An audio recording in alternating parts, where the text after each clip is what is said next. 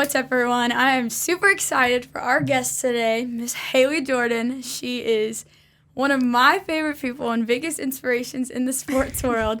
And I'm super excited to introduce her to you guys today. And so, Haley, thanks for joining us. Thank you so much for having me. This is a really awesome setup that you guys have. So thank you so much. Don't mind the teacher fit today. Came straight from school. Cute. Thank you. I love it. I love Thank it. you. Well, teacher fit, get into it, girl. Oh, you have to. You have to make it your wardrobe fun because, I don't know. We had a theme where it was like, teachers need to dress like students. And I was like, most of the time I already do. Like, I already wear the type of shoes they have and all the outfits. So, I mean, I'm not that much older than they are. That's true. So, what do you teach? I teach high school broadcasting over at Plainfield, and it is quite the endeavor. I love those little whippersnappers. They are the best most days. Today they were testing my patience, but I teach three classes of Broadcast 1, one of Broadcast 2, and then I also got stuck teaching an adult roles class, trying to teach them how to be mini adults. So we got a lot of variety over there. Yeah. I didn't know that there was like a broadcasting class in high school, which is cool because you can get into that before college. So like, how did you find that job? Yeah, that's actually a great question because it's a crazy story. I was actually working full-time at Sports Illustrated Indiana, and I liked it. It was a good job. I got to do a lot of cool things, meet a lot of cool people, go to a lot of cool games. Kinsey, you shadowed me during that. It was a great experience. However, when I wasn't at games, I was by myself, and I hated working from home. I hated being in my pajamas all day. Like, it sounds great, but it gets old after a while. Mm-hmm. And I had taught a high school journalism institute class at IU in the summer. And I thought, man, that was really fun. And so I literally typed into Google broadcasting teacher jobs just to see what would pop up. Plainfield popped up. And so I started to apply, and then I quickly realized I don't have an education degree. And so I was like, well, maybe my journey ends here. But I don't know. I just felt the need, and I felt called to email the principal, so I did. And I said, my name's Haley Jordan. I'm a full-time sports reporter, but I think I'd be a great broadcasting teacher. He's like, can you come in this week? Let's talk more about the opportunity. I said, sure, I would love to know more. So I go into Plainfield thinking this is an informational interview. I have my notebook, I'm ready to take notes, and they're asking me all about my resume and sports, and I'm giving them the whole rundown. And then I'm about to get up and leave. They're like, so do you want to work here? And I just looked at him. I was like, sure. So I had to get my workplace specialist license, but it was just like that. I became a teacher in 10 minutes, which was awesome. crazy. That's cool. So yeah, I'm still getting my license now, but I'll be fully licensed by next fall. Oh, that's so exciting. So with like broadcasting in 1 and 2, like what do you do in those classes? Like what exactly are you teaching the kids like throughout those classes? A very basic introduction for Broadcast 1. It's just teaching them the ins and outs of the industry, what a package is, what a VOSOT is, how to be comfortable on camera, all of this equipment, what does it do, how do I operate a camera? And some of the stuff seems kind of tedious, but I mean, you'd be surprised at how many kids don't know how to adjust a tripod or how to talk into a camera. Most of them don't. And so that's Broadcast 1. And then my Broadcast 2 kiddos, they are more of the video editing expert. We jump into Premiere at that level, and they get a lot harder projects. That's so cool. I wish we had that. Like, Yeah, like high school, it was just basic, like art and history. And, it doesn't have the advanced classes, and you really don't get that until you go to college. So right, that's really cool that you get to do that for them. Early advanced. Yeah. And so, like, how long have you been doing that? This is my first year teaching. So I have my first semester under my belt. This is second semester. I cannot believe I'm almost done with my first year. I tell everyone, I said, if you want your work life to go by fast, be a teacher, because I'm chasing those children around all day long. The amount of times I respond to, Miss Jordan, Miss Jordan, Miss Jordan. I hear it in my nightmares. I hear it in my dreams. It's great. I love those kids so much. So I wouldn't have it any other way. But yeah, my life is very quick because of those kids. Yeah. Do you see obviously you see their progress from like now.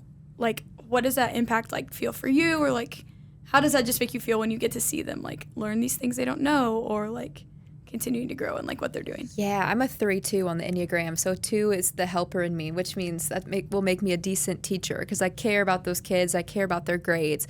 But just to see them thrive or in a setting where they didn't think they would, Oh my gosh, it's so rewarding. I'm getting little goosebumps. I'm like, whoa, I love like growth. Yeah. But for example, I had this one kid who I guess he took broadcasting just because he thought it'd be easy. He's a senior and he just needed another class. And so he took it. He's actually planning on going into the Army.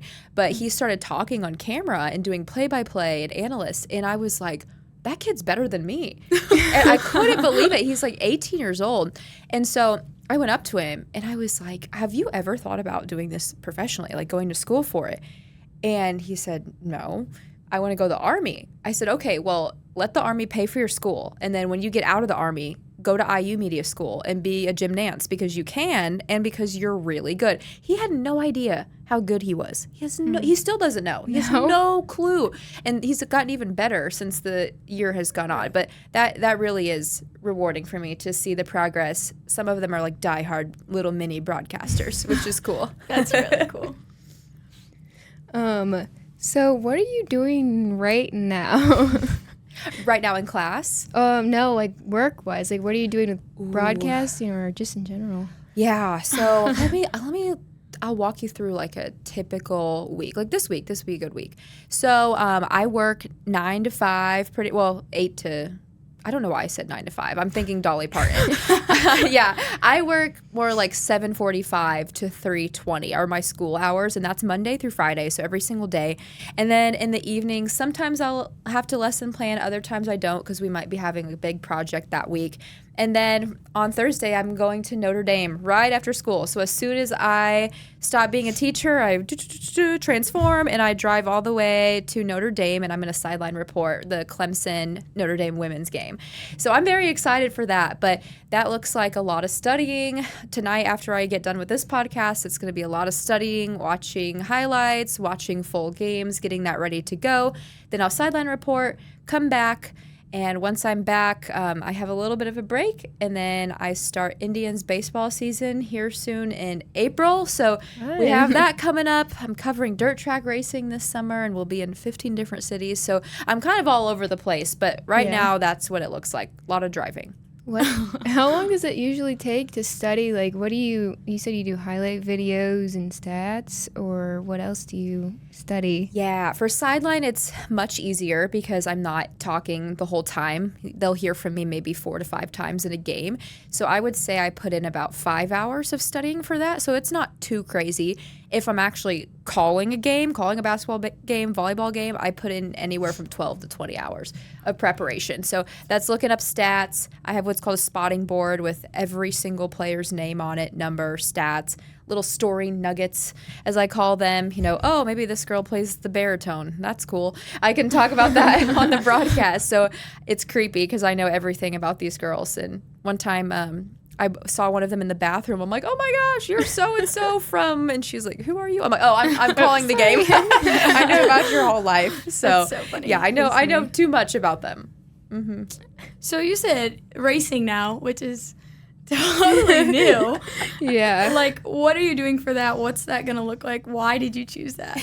Yeah, I think that one chose me too. Once you're kind of in the industry for a little bit and you have a reel and a website and all that good stuff, people start to know your name and they'll start recommending you for jobs. So Dirt Vision is dirt track racing, if you guys have ever heard of it, being from around Indiana. But I had a friend that heard of a job opening, and so she passed my name on to someone who passed my name on to someone else. I sent in my reel. I got a call the next day or two, and he was like, hey, we'd love to hire you. We have 30 races in 30 different cities this summer. And I was like, whoa, Nelly. Like, that is so much. And so I thanked him for the offer, and I said, there's no way I can do, I think it was 33 races. Jeez. 33 races this summer. I covered baseball and soccer as well. And he was like, oh, okay, well, we're kind of looking for somebody who can cover all 33. And I'm like, I understand. Like, if there's anything I can do in the future, let me know.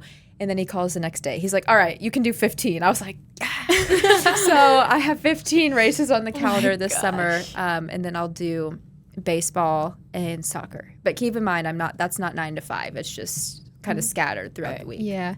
Do you get to pick, since you're doing that and baseball, do you get to like pick the games that you work? Yeah, which is really helpful. I actually talked to them today. I was like, hey, let's just make sure our schedules match. I think I have 26 baseball games this season. So baseball, there's a lot of games on the schedule. So 26 is nothing compared to what those guys have to endure. But for the most part, they're pretty good about letting me pick. Saturdays, we do the pregame show, so I'm pretty much locked in for every Saturday of a homestand. But other than that, if I have other plans, they'll hire another host to come in that day. Wow.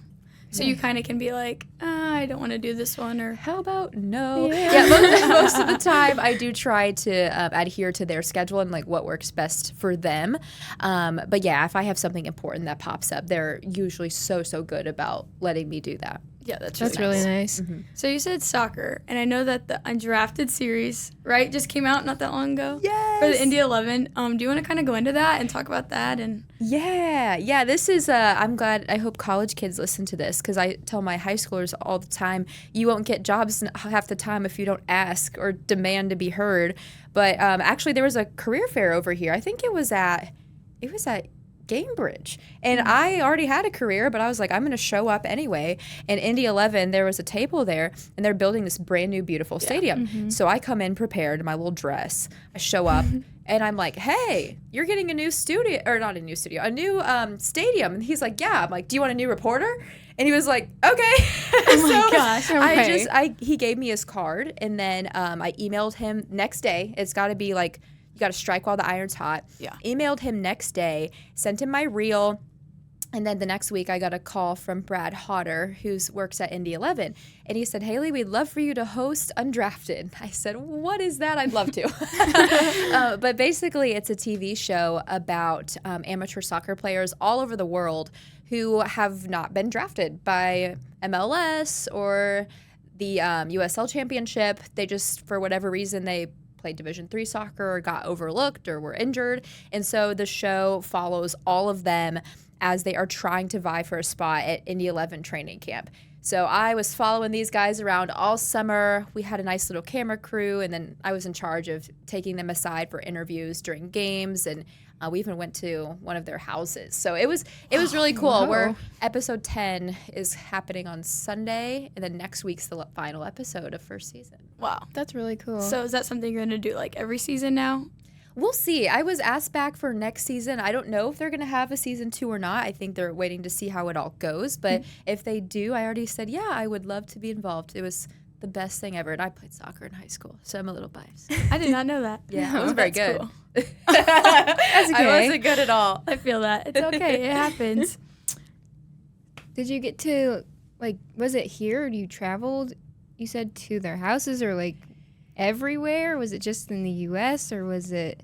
Yeah, just in the outside? U.S. It was actually, you guys will know it. It's the field over there. Yeah, Carroll Oh. Stadium. Carroll Stadium. Yeah, that's what it's called. Oh, really? Yeah, they played a lot of their games there. And then Indy 11 has a facility over at Grand Park in Westfield. So we played a lot over there. We went to Sogility, which is really cool fields kind of near Westfield as well. So followed them around there. One of the guys lives in Anderson, so took a trip up there, invaded his home. So funny. Just to interview them. Yeah, it was cool. So the other camera crew, they went to Chicago and all over the place. I was working other things at the time. But yeah, and oh my gosh, there was this one guy, he flew in from Florida every single game all summer. Way. Yeah, he'd fly in from Florida, play, and then he'd like sprint off the field because he had to go catch a flight. He just didn't Like, want why to didn't he live in the stay? area?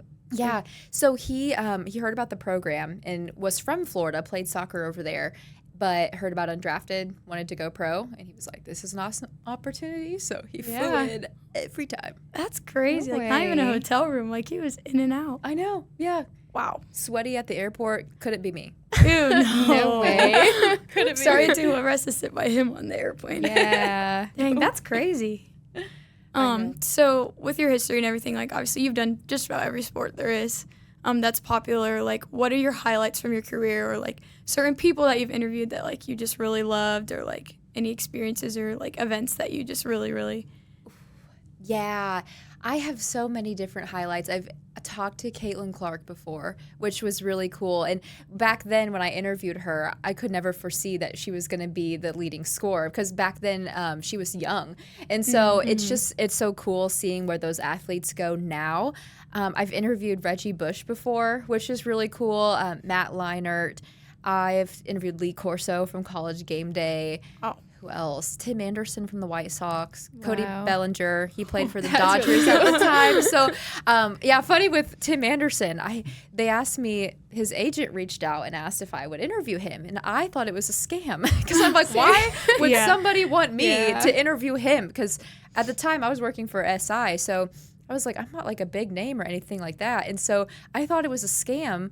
It was a Zoom interview, and then Tim pops up on the screen. I was like half expecting it not to be real. So that one was crazy. I was very starstruck. I got through the interview, but just a humbling experience to be able to talk to those people. But they're real people. They're they're very kind and respectful, very sweet. So every one of them I've interacted with has been really awesome. That's awesome to hear. That's so cool. How fun. Okay. We're going to go a little off the sports route because we have to mention this about you. I have to talk about it. Because I think this is how I found you. This is how a lot of people know you if they're going to Google your name. And that's you and Miss Indiana USA. Just a literal queen. Yep. So just kind of go into that, why you got into that, and then also like how your career helps you in that or how it helps in your career or whatever. Yeah. Whichever direction that I goes. started pageants when I was 12, so I'm 25 now, so 13 years of pageantry. I actually, when I was a kid, I had really bad anxiety, really bad OCD, like in and out of the hospital, bad. It was terrible. I'm still on medication, have been since 3rd grade, but it was really bad. Had no self-confidence, overweight, didn't brush my hair, didn't care about my appearance whatsoever, and just kind of didn't really think I had anything going for me. And no reason in particular. I had a very supportive, wonderful family who believed I could do anything. I just didn't believe in myself. And when you're little and you're not the prettiest or not the most talented, people probably aren't going to pay much attention to you. So I had that in my head from an early age. But once we got a letter in the mail recruiting little girls to compete in this pageant, my mom was like, that's interesting. And I asked her if we could do it. And it's like, why would an anxious child want to be put on stage? But for some reason I wanted to. And my mom was like, okay, this might help. Sure enough, it did. I started public speaking and just taking more pride in my appearance and how I carried myself, how I presented myself. And then when I was 19, so 7 years after that, I won Miss Indiana America and was the youngest person in Indiana to ever win. And so I did not know that. I was like, what? Yeah, it was crazy. Wow. So just a little baby going to Miss America, which was fun and didn't make finals or anything, but had a wonderful, wonderful time serving my state. And then last June, I won Miss Indiana USA. So people are like, wait, didn't you already win? I'm like, no, the other one was America. This is USA. And so, it's a little bit different. But as far as how does broadcasting help me with that, I think both avenues have helped me with the other one. Pageants helped me become a good broadcaster because I will never not have an answer for an interview question. I will never be stumped, ever. Unless you ask me a math question, then I will be stumped. And then same for pageants. I'm always just going to have something to say. And so that really trained me to be confident in my responses and let me know that it's okay to mess up. I say I pause at times. I'm not going to speak perfectly all the time. So, the two partner really well. A lot of pageant girls are journalists, actually. Yeah, Really? I've noticed that. I have noticed that. Yeah, because they're like, we're Division I yappers. So if we're like, okay, if we can talk on stage for a living or talk in general for a living, being a sports reporter, like sign us up. That's like the one thing I'm good at is yapping for a while. Yeah. So, And did you start doing like Miss America and like Miss Indiana competitions? Was that before broadcasting? Did that help you kind of prepare yourself a little bit? Yeah, it was before everything. I knew I wanted to be a journalist, but I didn't know I wanted to be a broadcaster or on the news. I sure didn't want to do sports. I didn't learn football until college. My mom begged me to learn football, and I'm like, no, I'm tired of the house being loud on Sundays. It's so annoying. But when I got to college, I saw the magic that was on the field, court, rink, whatever, fill in the blank. And I was like, okay, this is more exciting than news where everyone's upset and you're at crime scenes all the time. And so switched to sports. And yeah, the pageants, just invaluable experience. And even all the times I lost, which was way more than I've ever won. I've lost probably 10 times more pageants than I've ever won. Those, every single time I got something out of it and was able to use that for my career, which is cool. Yeah, that's so cool. Yeah, for That's sure. awesome. So you kind of talk about college. Where'd you go? What'd you do? Because I know, like, Hoosiers. Go Hoosiers. Yeah. Just kind of like the experience you got, and like, obviously you said you came in not wanting to do sports. So like, when did that switch for you? When did you know that like, oh, okay, maybe I do see this magic? Like, is there like a specific event that you remember that you're like, yes, I want to do that? Very specific, very specific. I remember the day. But yeah, I knew that I wanted to go to IU. I applied to 5 schools and had no intention. I didn't even visit the others. I was like, no, I want to go to IU. I want to get out of Pittsburgh, Indiana. And so I did, and I majored in journalism right off the bat. So I was never one of those that had to take time to figure it out. But I think I had a news concentration or broadcast concentration, but it was actually when I was Miss Indiana. It was my sophomore year of college, so I would have been 19. And I was singing the national anthem at an Indy 11 game, out of all places. Oh, wow. I got there early, and I was all decked out in the sparkly hat and what have you. And I saw the camera crews around all these players. I saw the players warming up, and nobody else was there. It was just me and all the kind of behind-the-scenes people. And I was like, my body's getting goosebumps again. And I'm like, oh my gosh, what if I could do that? I could interview that guy, maybe, if I knew soccer better. Yeah. And so when I got back that year to school after I gave up my title, I switched immediately to sports broadcasting and started learning. And it's so funny because now I work for Indy 11, Right. which is cool. That's what got me started in sports in general. So I'm very thankful for that. That's so cool. You can sing too. Yes, she A can. little, Don't let her fool you. a little teensy, weensy bit. I can sing like 3 songs I have on my playlist in my brain. No, don't let her fool you. No way. You have to have a talent Did you to sing win. at Miss Indiana?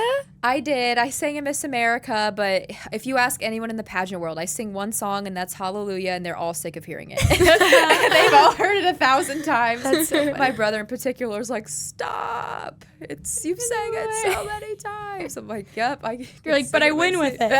Exactly. I know. It's like one of the only ones I can do well from start to finish. So Hey, there you go.